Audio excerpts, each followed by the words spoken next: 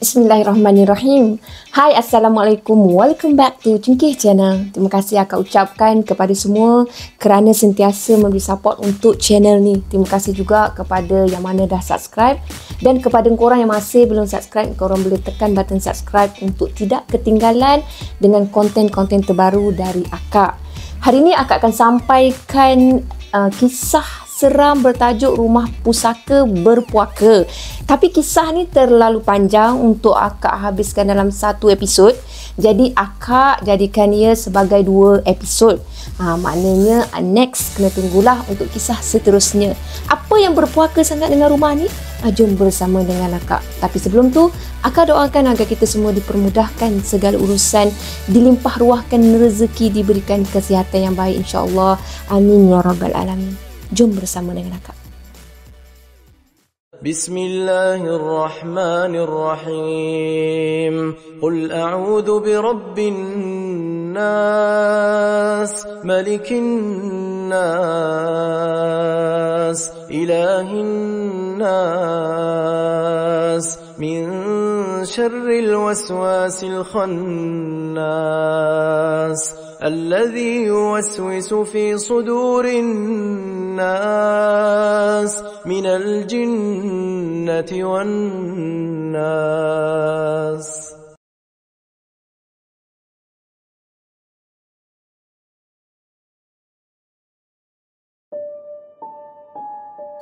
Sebelum akak mulakan dengan kisah dia, akak ingin maklumkan bahawa kisah ni telah dikongsikan oleh salah seorang subscriber. Okey, sebuah kisah seram yang dilalui oleh sepasang suami isteri yang pernah tinggal di sebuah rumah pusaka milik arwah nenek si isteri.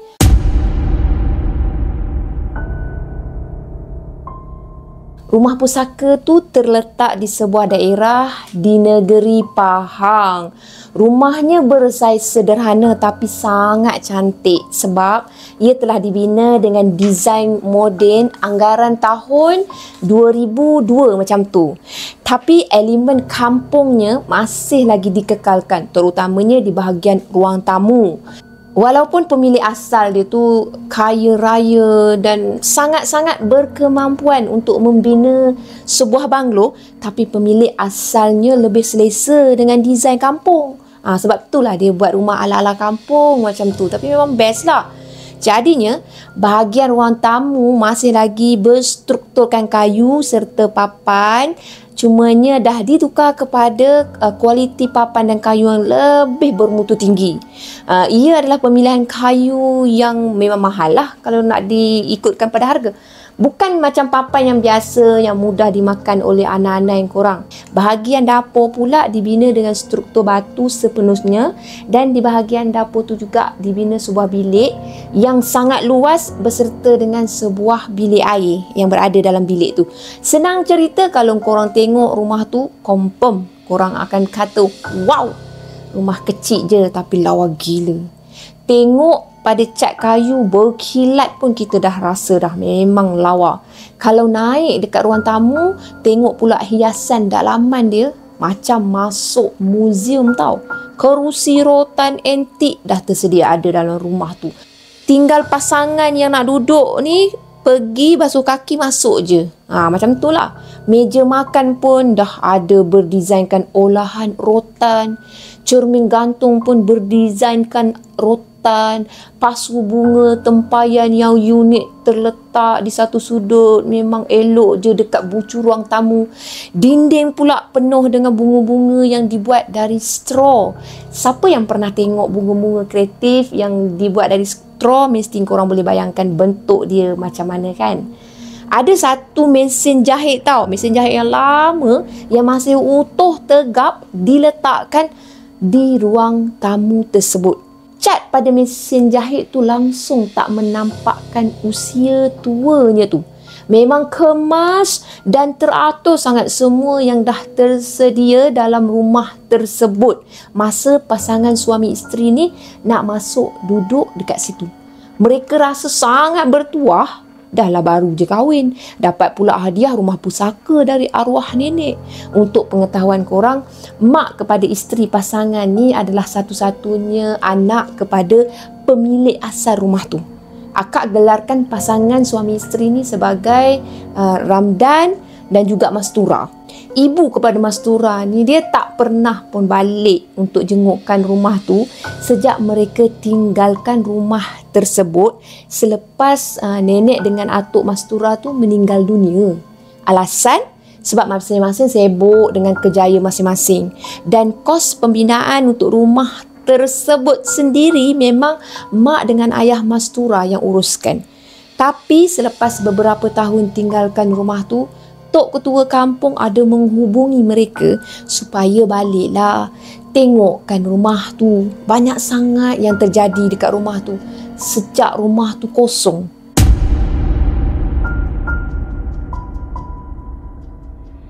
Orang kampung selalu sangat diganggu dengan penampakan serupa dengan arwah nenek Mastura. Berada sama ada dekat beranda rumah ataupun dekat tingkap rumah ataupun dekat pintu rumah. Macam itulah. Lagipun orang kampung dia agak pelik. Walaupun rumah tu tak ada penghuni, tapi keadaan laman dan juga keadaan persekitaran rumah tu sendiri seolah-olah dijaga rapi oleh seseorang tau. Macam ni lah korang logik akalnya, kalau pokok-pokok gugurkan daun, mestilah daun-daunnya tu bersepah. Malahan pula akan banyak lah kalau saban hari tak ada bersapu kan. Itu kalau logik akal kita lah. Tapi rumah tu elok bersih je. Bukannya tak ada daun-daun kering langsung, cuma memang nampak pelik lah. Kadang-kadang memang nampak juga bersemak, tapi tak adalah terlalu bersemak sangat. Yang peliknya, contohlah kan, hari ni kita lalu, kita nampak rumah tu bersepah, bersemak, ada daun semua. Lepas tu lalu pula esok, dah kembali dah bersih. Macam tu. Tiap kali jiran-jiran nampak rumah tu dibersihkan, mereka akan tertanyalah sendiri, anak arwah Mak Munah balik kot. Itu apa yang jiran-jiran rasa. Walhal anak Mak Munah tak ada pernah balik pun. Kebetulan Mastura dia nak kahwin. Walaupun family Mastura ni kaya raya, banyak harta dekat KL, tapi Mastura ni dia pilih suami yang bukan setaraf dengan dia. Dia kahwin dengan seorang guru biasa je. Itulah nama dia Ramdan tadi. Ramdan dia mengajar pun dekat sekolah rendah je. Korang bukan guru yang berpendidikan yang agak tinggi macam tu. Tapi kalau dah jodoh, itulah ketetapan yang paling baik untuk seseorang. Mastura, dia yang sukakan cikgu tu. Datuk, Datin, Tan Sri, Datuk Sri semua yang setaraf dengan ayah dia kat KL tak mampu nak menolak takdir mereka. Walaupun ada je mulut-mulut puaka yang menyindir, mempersoalkan, lepas tu terkejut dengan pilihan Mastura. Suami Mastura ni, dia mengajar dekat je dengan rumah pusaka tu.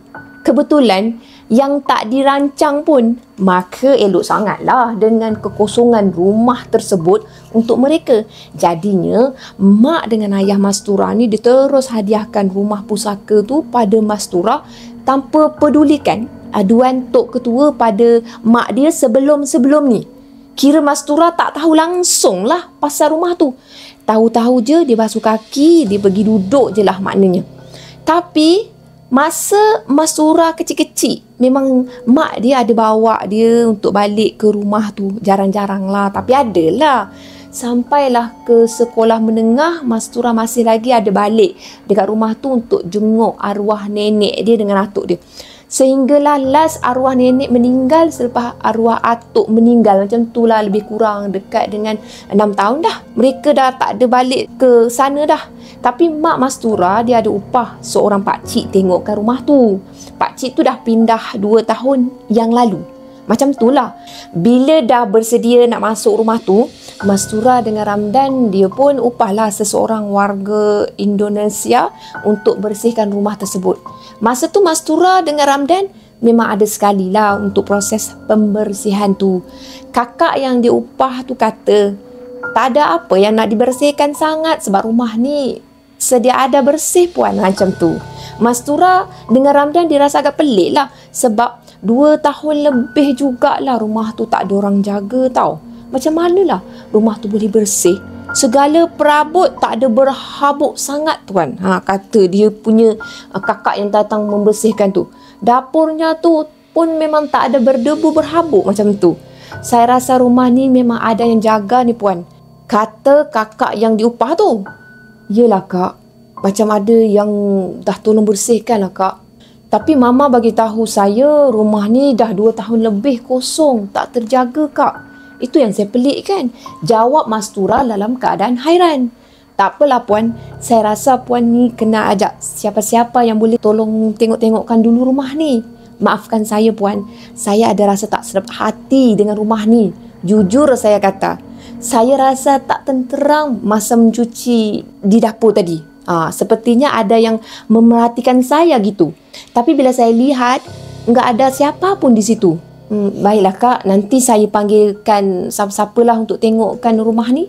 Selesailah untuk proses membersihkan rumah.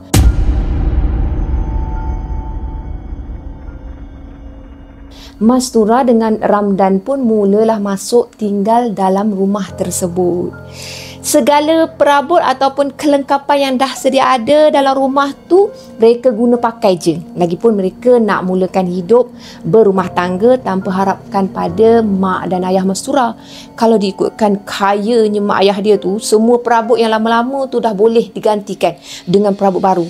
Tapi Mastura sendiri dia rasa macam tertarik bila dia tengok perabot-perabot tu semua. Dia rasa macam best pula kan, rasa macam duduk rumah kampung sangat. Maka mereka tak buanglah apa pun dari rumah tu setakat ni. Seminggu berlalu, 2 minggu berlalu, semuanya masih okey. Sepanjang tempoh tu Mastura dia ada juga didatangi jiran-jiran yang menyebuk.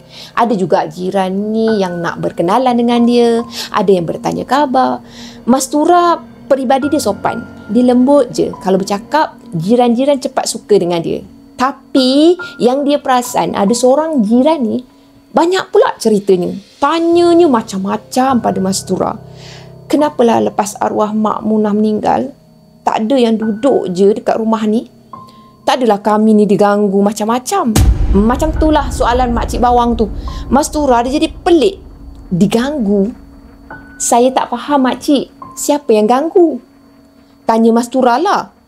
Alah, kamu dah duduk ni, tak ada ke nampak apa-apa yang pelik ke? Nampak hantu ke? Nampak Mak Munah ke kat rumah kamu ni? Selamba je dia tanya soalan tu. Bukan Makcik Bawang lagi tu. Tak ada pula Makcik. Nenek kan dah lama meninggal. Takkanlah orang yang dah meninggal nak balik semula. Kata Mastura sambil dia senyum sinis je dekat Makcik tu. Bukan aku seorang lah yang nampak. Kamu tanyalah jiran-jiran yang lain. Aku ni nak bagi tahu kamu je. Hati-hati duduk kat rumah tu. Nak dengar je lah. Tak nak dengar, sudah. Macam tu lah. Lepas tu dia cakap, aku balik dululah. Kang tak pasal-pasal Mak Munah marahkan aku pula. Mastura dia jadi hairan tau. Kenapalah jiran-jiran yang lain layan dia baik je. Tapi jiran yang seorang ni je macam nak makan dia pun ada. Mastura diabaikan perkara tu tanpa diceritakan kepada Ramdan. Bagi Mastura lah, itu tak jadi masalah pun untuk dia. Malahan Mastura tak ada pun panggil orang tengokkan rumah tu seperti yang dinasihatkan sebelum ni oleh kakak yang bersihkan rumah tu. Dia lupa agaknya. Satu hari dalam minggu yang ketiga macam tu, Mastura dia dah stay kat rumah tu dalam keadaan yang dia rasa agak selesa lah. Tiba-tiba kan, Mastura ada terdengar tau bunyi mesin jahit yang akak bagi tahu tadi. Mesin jahit antik tu tiba-tiba je berbunyi gudu-gadang, gudu-gadang, gudu-gadang. Macam seseorang sedang menggunakan mesin tu. Masa tu Mastura dia tengah tidur dalam bilik utama dekat ruang tamu rumah tu bahagian atas. Mastura dia jadi pelik. Bunyi tu jelas sangat. Mastura dia pun bangunlah dari tempat dia baring tu. Dia nak pergi periksakan apa yang dia dengar tu. Masa dia pergi periksa, pagi tu dia sempat tengok pada jam, baru pukul 8 lebih je. Lepas Ramdan dah pergi mengajar apa semua, Mastura memang dia akan tidur balik semula. Sebab dia dah tak ada apa nak buat kan. Alangkah berdebarnya Mastura. Dia memang nampak mesin jahit antik tu bergerak sendiri. Bukan mesin tu lah yang bergerak orang. Tapi mesin tu tengah pusingkan roda yang macam steering kapal lanun tu. Ada tak? Boleh imagine tak? Dia berpusing tau. Lepas tu, dekat pemijak kaki mesin jahit tu, dia bergerak macam ada orang tengah betul-betul menjahit time tu. Mastura masa tu dia ada jugalah rasa takut, tapi tak adalah sampai dia nak callkan suami dia Ramdan untuk balik. Mastura dia masuk bilik dia, lepas tu dia terus call mama dia. Mama dia tak angkat pula masa tu panggilan dia tu. Jadi Mastura dia duduk diam-diam atas katil sampailah bunyi tu diam. Memang bunyi tu diam selepas Mastura nampak tadi pergerakan pada mesin tu. Mastura dia nak anggap benda tu macam kebetulan pun memang tak logik langsung kebetulan. Jadinya petang lebih kurang pukul 2 lebih macam tu, Ramdan dia dah balik ke rumah, dia balik dari mengajar. Mastura dia mengadulah perkara tu pada Ramdan.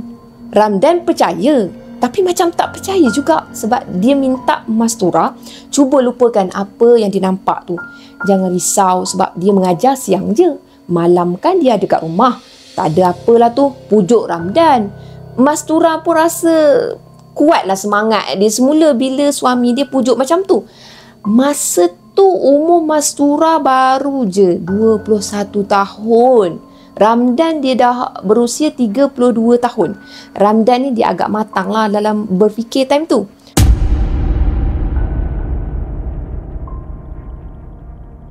Sehinggalah tiba waktu malam hari yang sama.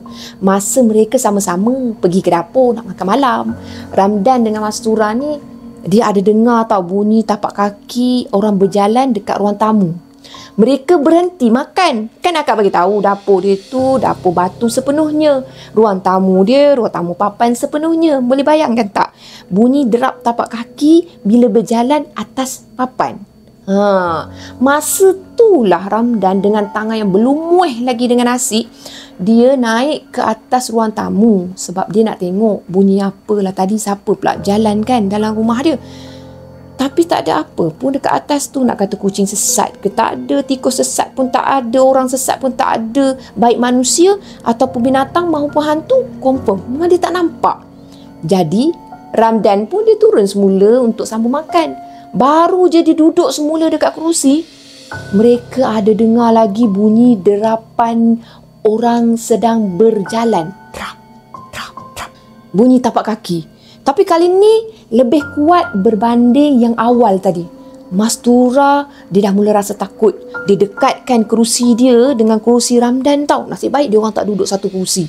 Ramdan masa tu masih tenang juga. Dia teruskan juga habiskan makanan dia.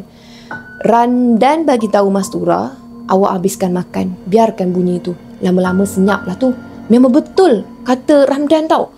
Bunyi tu senyap selepas mereka membiarkan bunyi tu terus berjalan. Bila mereka selesai makan, Mastura dia nak kemaskan meja makan. Ramdan ada je menunggu, meneman dia dekat meja makan. Mastura pula lepas tu dia angkatlah pinggan, cawan ke sinki. Dekat sinki tu dia ada cermin tingkap nako yang sekeping tu. Entah macam mana Mastura ni dia boleh terlintas nak buka tingkap tu. Tak tahulah kenapa malam tu dia nak buka. Biasanya dia nak pergi jenguk tingkap malam-malam dekat dapur, sorang-sorang ke ada Ramdan ke, dia takut tau. Tapi time tu dia boleh tertarik nak tengok dekat luar dapur tu melalui tingkap tersebut. Bila dia buka je tingkap, awak! Dia jerit. Dipanggil ke Ramdan. Ramdan terkejut lah. Teruslah dia pergi terpakan ke arah Mastura. Tengok tu! Mastura ditunjuk ke arah sepohon pokok kekabu sederhana tinggi berada di belakang dapur mereka tu. Cahaya lampu dapur masa tu dia agak sama-sama masih menyuluh ke arah pokok tu, cuma tak jelas sebab jarak lampu dapur tu tak bolehlah nak terlalu terang sampai belakang kan. Jadi Ramdan dia istighfar. Astaghfirullahalazim. Astaghfirullahalazim. Berkali-kali dia istighfar. Mentara tu air paip yang digunakan Mastura untuk basuh pinggan tadi masih terbuka. Ramdan ditolonglah tutupkan air paip tu. Lepas tu Ramdan dia tutupkan tingkap dan dia pimpinkan Mastura naik ke bilik. Mastura masa tu dah lencun dah pipi dia, dah menangis dah. Macam ni awak. Esok kita tanyakan siapa-siapa dekat sini yang tahu mana-mana ustaz yang boleh tengokkan rumah kita ni. Kita minta siapa-siapa yang kenal untuk bantu kita. Ramdan dia pujukkan pada Mastura lagi lembut, dia pujuk bagus Ramdan ni. Mastura dia angguk je. Dia nak balas pun suara dia dah macam sedu sedan macam tu. Dia lembut orangnya kan. Mereka dah tak diganggu dan mereka boleh tidur nyenyak lah pada malam tersebut selepas apa yang berlaku tu. Alhamdulillah. Esok pagi macam biasa, Ramdan dia pergi mengajar. Mastura masa tu dia agak letih sebab dia tak berapa nak lena. Walaupun dia tidur, tapi dia tak berapa nak lena tidur malam tu. Bila hati dia dah jadi macam berceramuk macam tu. Dia mula lena yang betul-betul lena tu selepas solat subuh. Dah selesai solat barulah badan dia dah betul-betul letih dia lena. Jadinya bila dia tersedar, dia tengok matahari dah bersilau dah melalui tingkap bilik dia. Dia bangun, lepas tu dia capai tuala, dia nak pergi mandi. Tandas ada 2 tau dalam rumah tu. Satu ada kat dalam bilik yang dekat dapur bahagian bawah kan, dan satu lagi memang ada bersebelahan je dengan tempat memasak dekat dapur tu juga. Jadi Mastura ni dia lebih selesa guna tandas sebelah tempat memasak daripada guna tandas dalam bilik.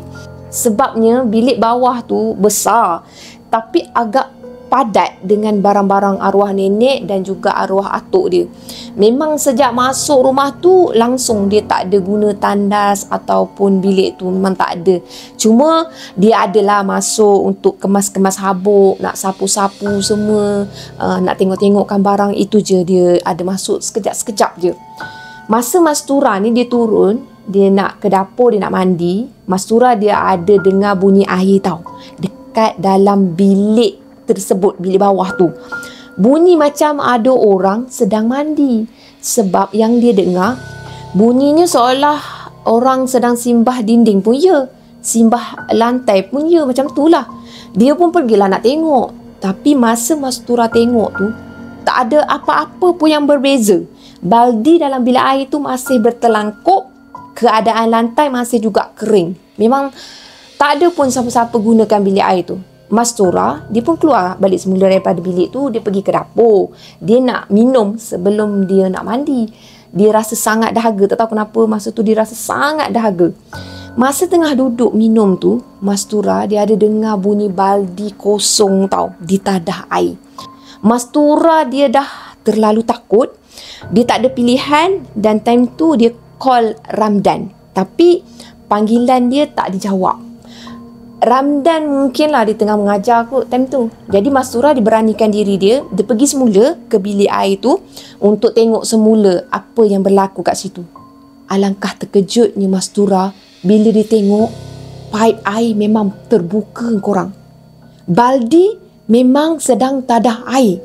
Dekat situ jugalah ada lembaga menyerupai nenek dia sedang berdiri menghadap dinding, bukan menghadap dia. Dia agak serupa tau dengan nenek Mastura ni, bukan dari segi rupa sebab dia tak nampak rupa kan, tapi Mastura boleh agak dari segi bentuk badan, dari segi pakaian. Dia boleh perasan lah cara lentuk badan tu semua sama-sama macam arwah nenek dia.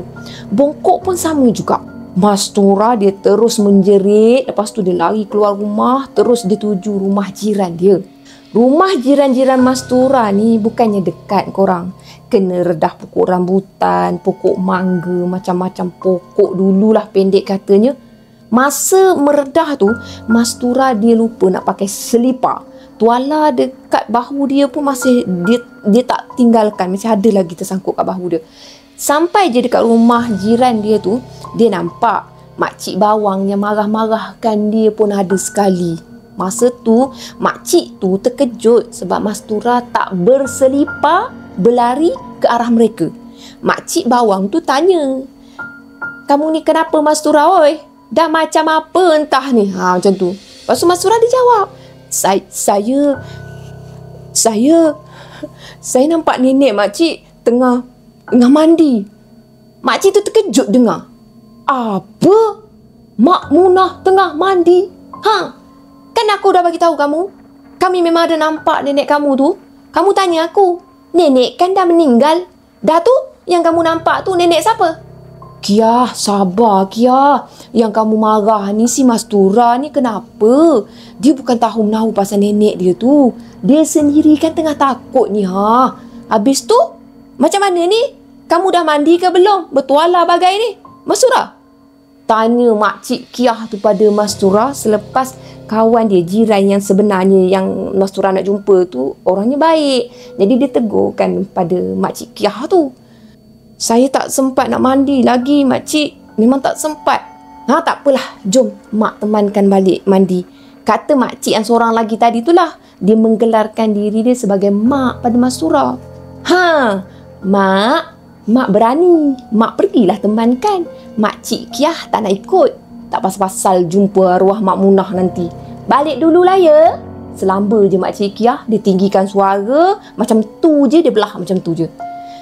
Kamu jangan ambil hati sangatlah dengan makcik Kiah tu Mastura. Dia memang mulut macam tu. Jom. Mak temankan kamu balik. Mereka pun baliklah ke rumah Mastura.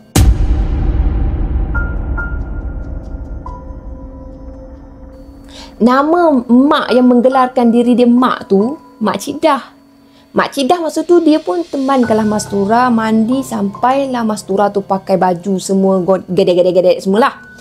Masa Mak Cik Dah tu tengokkan bilik Mastura, Mak Cik Dah tanya, kenapa biarkan gambar arwah atuk dengan nenek kamu tergantung kat bilik tu Mastura?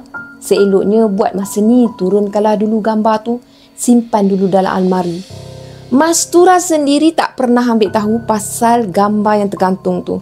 Tapi dia perasan dalam bilik bawah ada banyak gambar arwah nenek dengan atuk dia yang tergantung. Semua lawa-lawa. Arwah nenek memang lawa orangnya. Badan kecil je, kurus je. Masa makcik Dah tu nasihatkan dia turunkan gambar tu, teruslah Mastura ni pergi ambil kerusi. Dia nak turunkan gambar tu sebab dia tak sampai tinggi kan. Belum sempat dia nak turunkan frame gambar yang tergantung tu, tiba-tiba pintu rumah bahagian depan dihempas kuat. Takkanlah angin pula sebab cuaca elok je panas. Tak ada pun tanda nak hujan masa tu. Makcik Dah dia keluar dari tempat dia berdiri betul-betul dekat pintu bilik Mastura. Bila dia rasa terkejut sangat, dia terus masuk ke dalam bilik Mastura. Lepas tu dia pegangkan Mastura. Lepas tu mereka sama-sama dalam keadaan ketakutan. Mastura dia cuba lagi call Ramdan dalam keadaan tangan tergigit-gigit macam tu. Kali ni panggilan dia dijawab. Ramdan tanya, kenapa ni? Mastura bagi tahu semua. Kemudian Ramdan pun cepat-cepatlah dia balik ke rumah sebab dia risau kan. Masa Ramdan balik tu, Ramdan dibawa bersama ustaz yang bertugas dekat sekolah dia. Walaupun ustaz tu bukanlah arif sangat pasal ni, tapi ustaz tu dia tergerak hati nak pergi ke rumah Ramdan. Masa sampai dekat rumah Ramdan, ustaz tu dapat rasakan ada sesuatu yang menghuni rumah tu selain dari mereka.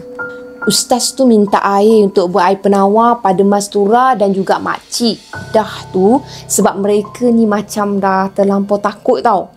Lepas tu ustaz suruh Ramdan ni carikan orang-orang yang mahir pasal hantu ni semua. Sebab ustaz tu tak berapa nak mahir. Dia memang cakap terus terang, dia ada kebolehan tapi bukan untuk menangani masalah macam tu.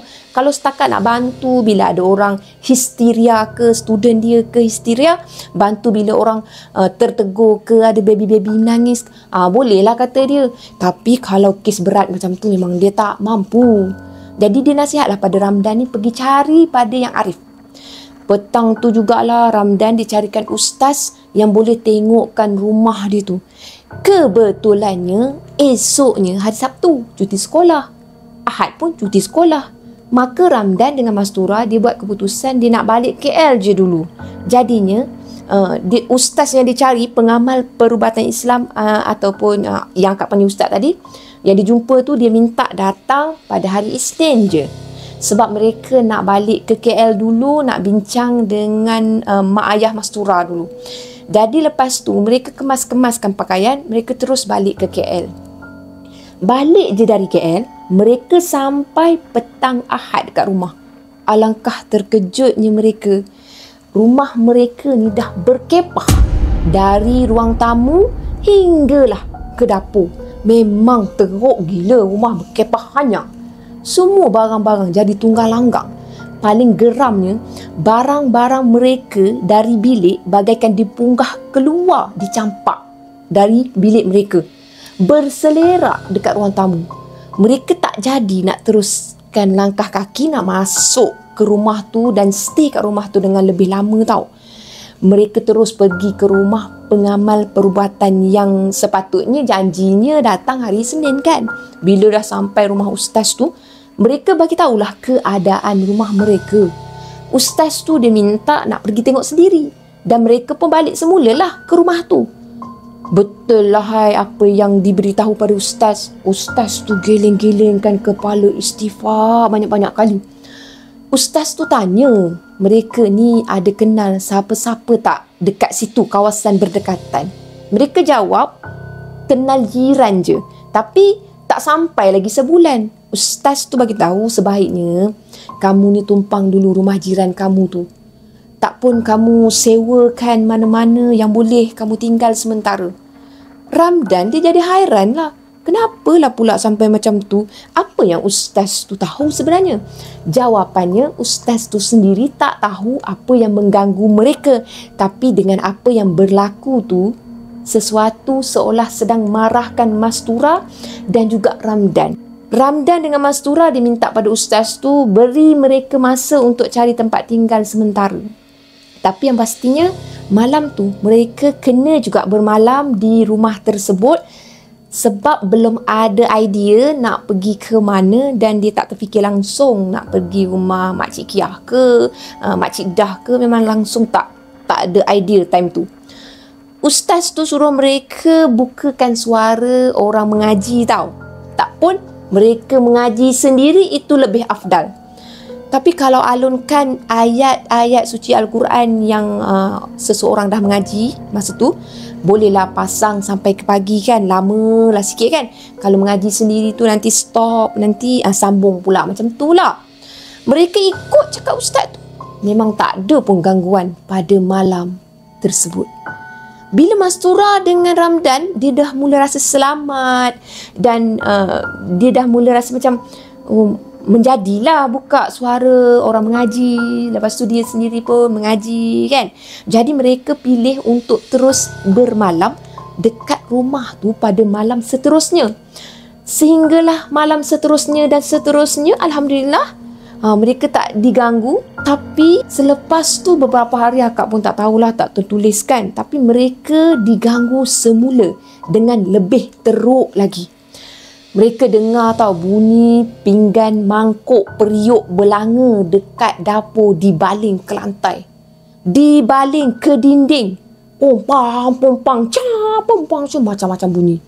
Bunyi tu diselangi dengan bunyi suara perempuan menangis. Tapi bukanlah suara yang macam Kak Punti yang nyaring apa semua tu, tak. Bunyi macam suara orang tua tau, menangis sambil dia mengamuk-ngamuk dekat dapur macam tu.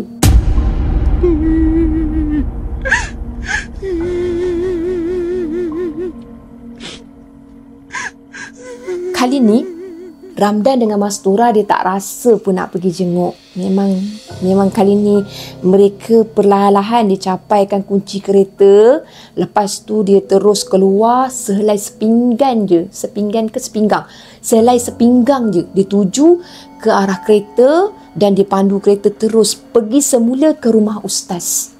Ustaz pun minta lagi nak ke rumah tu, tapi kali ni ustaz dia bawa kelengkapan, macam kelengkapan untuk dia berhadapan dengan sesuatu tau.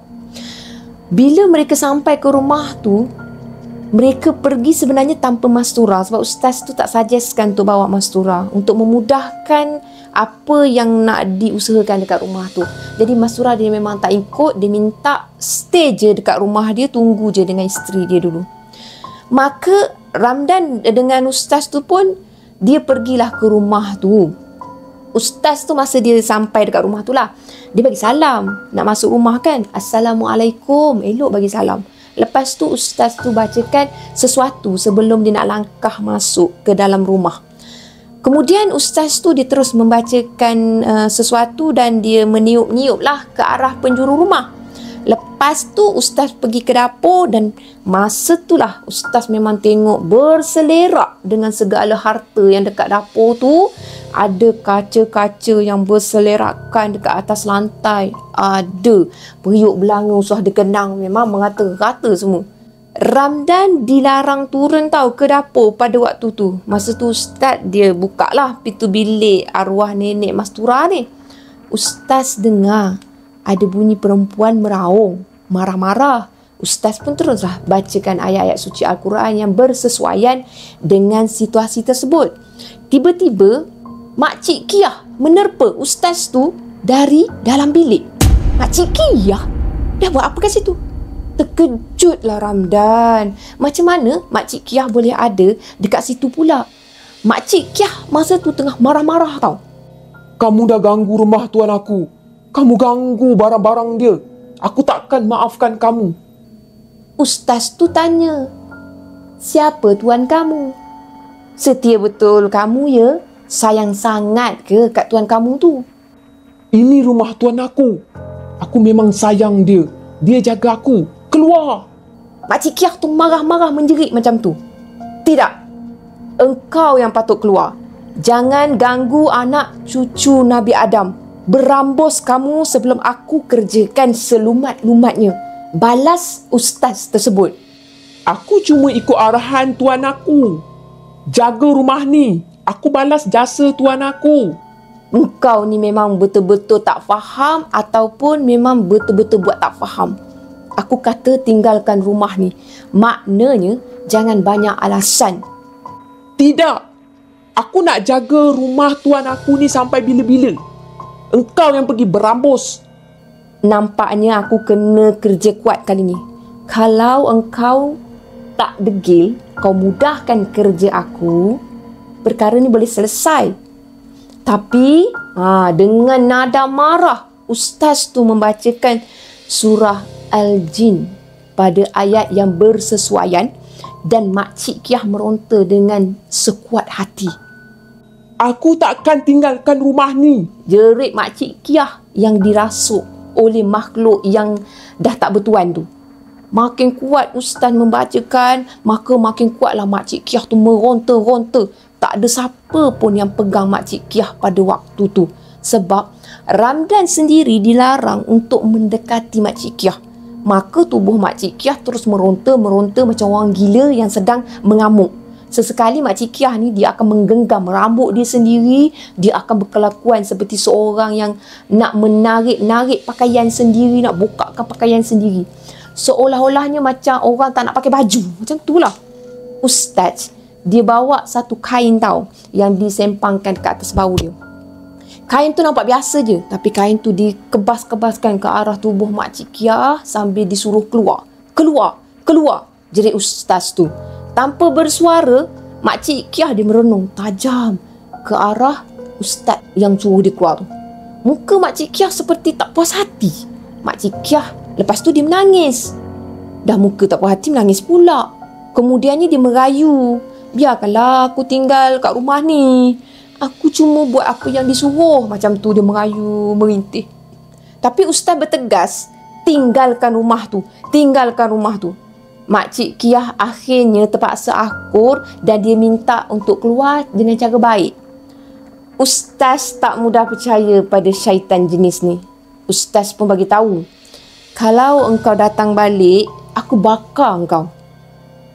Makcik Kiah dia terusan menangis dan lama-lama tangisan tu dia macam beralun, macam makin lama makin kurang, makin lama makin slow keluar daripada tubuh Makcik Kiah. Kemudian tangisan tu didengari oleh Ramdan berada perlahan dekat luar rumah. Lepas tu berlalu pergi, tinggalkan rumah tu. Dah tak ada dah suara Makcik Kiah. Pelik kan, Makcik Kiah ada depan dia, tapi still ada suara orang tua yang menangis apa semua yang tinggalkan tempat tu. Makcik Kiah masa tu dia dah pengsan tau. Bila dia dah pengsan, keadaan tu akan jadi sedikit cemas lah. Sebab mereka berdua adalah lelaki. Maka ustaz dia minta Ramdan ni pergi panggilkan jiran-jiran yang perempuan ke lelaki tak kisahlah. Kemudian jiran-jiran pun datanglah bantukan Makcik Kiah tu. Ustaz pun dia buatkanlah air yang dah dirukiahkan untuk direnjiskan pada muka Makcik Kiah. Dengan bantuan Makcik Dah, jiran dia juga, Ustaz dia minta lurutkanlah air tu pada muka Makcik Kiah, bermula dari bahagian ubun sampai ke bawah dagu, macam tu melurut. Bila Makcik Kiah dah sedar, mereka tanya Makcik Kiah ni okey ke? Kalau tak okey, mereka nak hantar ke hospital je. Maklumlah, waktu umur kan. Tapi Makcik Kiah tak nak sebab dia rasa dia dah semakin okey. Lepas tu Ustaz suruh bertenang, minum air yang dah dirukiahkan tadi. Dalam masa itulah Mastura dia datang ke rumah dengan isteri Ustaz tu bersama dengan ketua kampung, dengan isteri ketua kampung tu sekali. Rupanya Mastura dia rasa tak sedap hati. Dia call mama dia. Mama dia suruh jumpa ketua kampung tu. Maka sebab itulah ketua kampung pun bergegas ke sana. Tapi dah terlambat dah. Ustaz dah settlekan pun makhluk tadi. Selesailah part tu.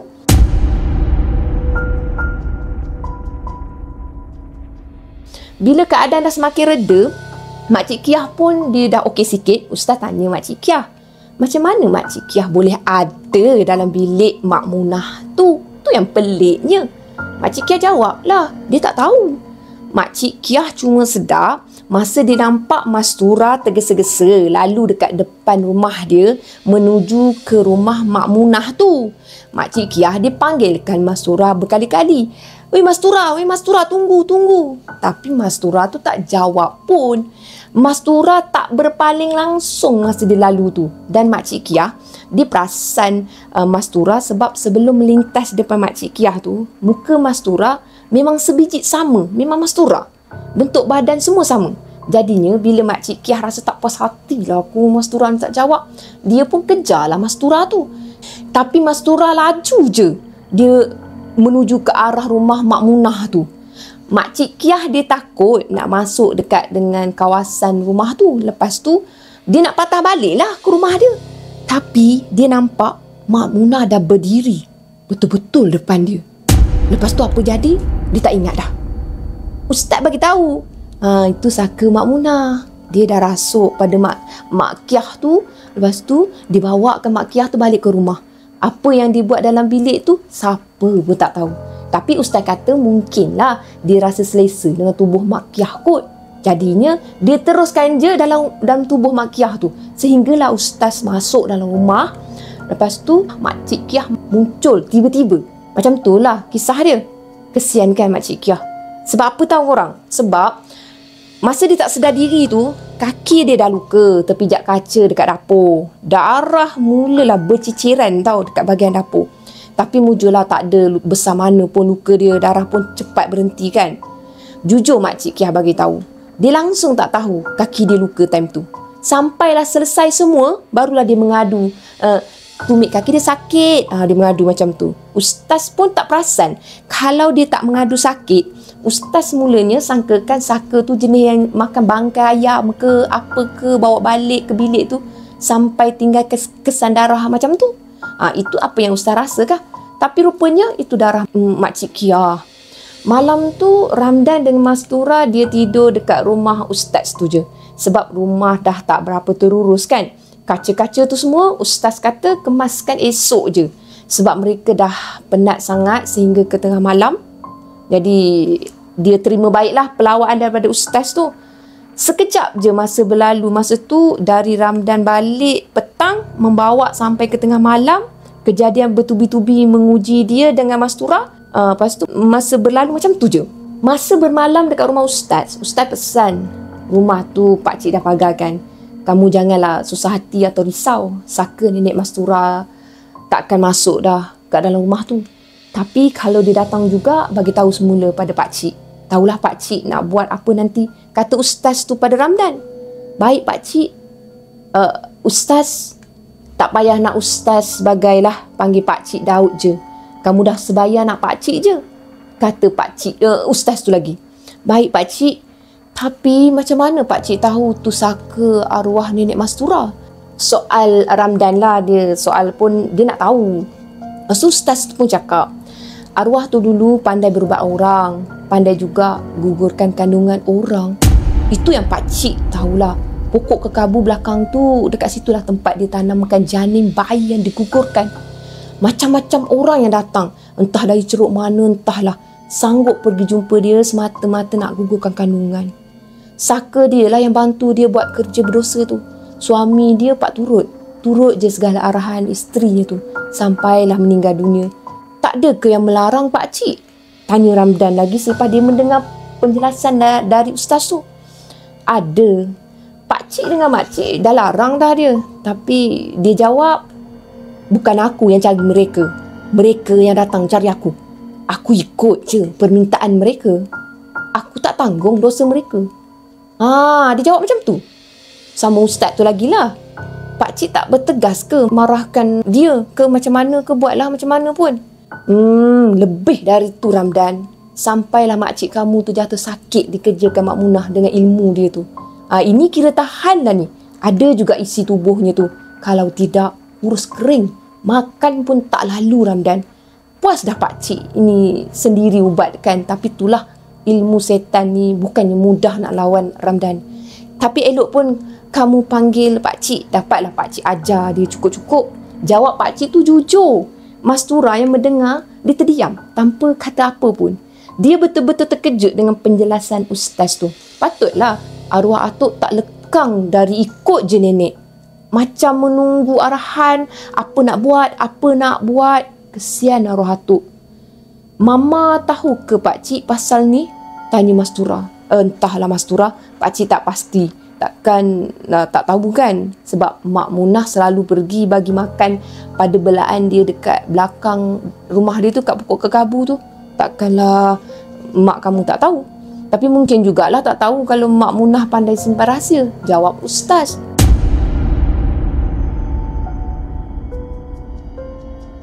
Keesokannya, Cikgu Ramdan dia pergi sekolah untuk minta cuti. Alhamdulillah diluluskan. Lepas tu mereka balik untuk kemaskan rumah. Lepas tu petang Isnin tu mereka terus patah balik ke KL. Sementara dekat KL, Mastura dia rasa tak puas hati. Dia minta penjelasan dari mama dia. Mama dia tak nafikan perkara tu adalah betul. Tapi mama dia menafikan bahawa dia turut terlibat pada perkara tu. Mama Mastura dia beritahu, dia sendiri tak berani nak selalu jumpa dengan mak dia sebabkan perkara tu. Sebab mak dia bila dah agak tua, dah tak larat nak melayan kerenah saka belaan dia tu. Jadinya mak Mastura pilih untuk jarakkan pertemuan dengan mak dia, sekaligus jarang balik kampung dia tu. Sehinggalah mak dia meninggal dunia. Sebab itulah Mama Mastura ni dia rela upah orang je tengokkan rumah tu. Patutlah. Sebab Mak Mastura banyak tahu pasal rumah tu. Mastura dia kecewa sangat dengan apa yang berlaku sebab mak dia tergamak hadiahkan rumah berpuaka tu pada dia, walhal mak dia atau Mama Mastura tu sendiri tahu perkara tersebut. Dia sendiri takut untuk balik tapi dia boleh bagi dekat anak dia. Sampai hati buat macam tu kan. Mama Mastura sebenarnya rasa geram sebab Mastura pilih calon suami cikgu tu. Itu bukan pilihan mama dia. Sangkaan Mama Mastura, kalau tahu semua ni, suami dia takkan teruskan hubungan dengan Mastura. Tapi sangkaan mamanya tu salah. Sejak tahu banyak perkara, Mastura jadi lebih yakin dengan pasangan pilihan dia tu. Mastura dia balik semula ke rumah dia dekat kampung tu. Mereka stay lama jugalah kat situ. Adalah dalam dekat dengan beberapa bulan selepas tu. Saka nenek arwah memang tak ada pun dah ganggu dalam rumah tu ataupun berdekatan dengan rumah memang tak ada. Tapi saka tu ada juga menunggu dekat pokok kekabu dekat belakang rumah, tempat yang Mastura nampak menyeramkan pada awalnya. Tapi kampung tu kecoh jugalah kadang-kadang. Mak Munah ada berkeliaran dekat kawasan rumah dan juga kadang-kadang ada berdiri dekat rumah tu tapi tak masuk dah dalam rumah tu. Kalau sebelum ni mereka nampak tu dari pintu, dari tingkap. Sekarang mereka nampak di luar. Ramdan dengan Mastura dia tak ada pula pernah nampak selepas tu. Tapi pelik lah bila orang kampung nampak tapi dia tak nampak. Cuma yang membuatkan mereka ni pindah keluar ialah ada orang kampung pula tuduh Mastura ni mewarisi ilmu nenek dia. Mastura dah nafikan dengan tegas. Tapi itulah mulut tempayan kita boleh tutup. Mulut orang kita tak boleh nak tutup. sebelum orang pandang mereka dengan lebih teruk, makanya mereka pilih untuk pindah keluar. Mastura bagi semula rumah pusaka tu kepada mama dia dan mereka pilih nak mulakan hidup dari bawah semula. Macam itulah. Oh ya, Makcik Kiah dah jadi baik dan korang.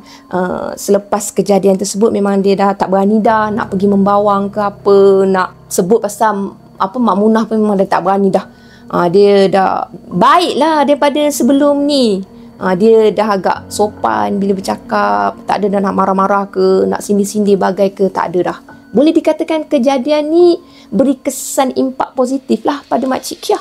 Apa jadi pada rumah tu seterusnya, nantilah next episode pula akak ceritakan. Sekian untuk episod yang pertama.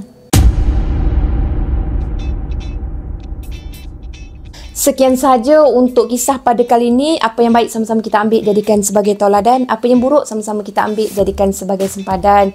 Yang tak elok tu kita jangan ikut. Kita ambil yang elok-elok je korang. Dan akak ucapkan terima kasih kepada semua kerana sudi dengar dari awal sampai akhir. Jangan lupa untuk like, share dan subscribe. Dan jangan lupa untuk next episode untuk Rumah Pusaka Berpuaka. Bye. Assalamualaikum. Bye.